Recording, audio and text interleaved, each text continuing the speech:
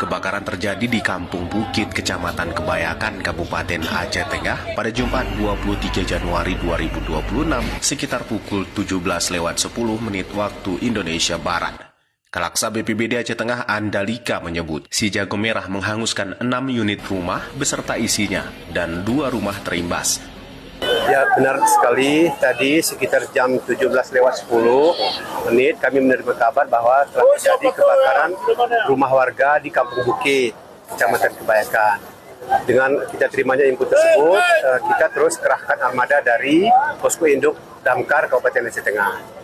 Alhamdulillah, armada sampai di lokasi sekitar 10 menit kemudian dan terus berjibaku untuk memadamkan api, dan kemudian 20 menit kemudian api dapat dikendalikan. Ya, dapat kami sampaikan bahwa untuk rumah yang terbakar, yang kebetulan rumah berkonstruksi kayu di permukiman yang padat, itu sebanyak 6 unit. Dan sumber penyebab kebakaran, menurut informasi belum dapat kita pastikan, tapi masih dalam penyelidikan pihak kepolisian.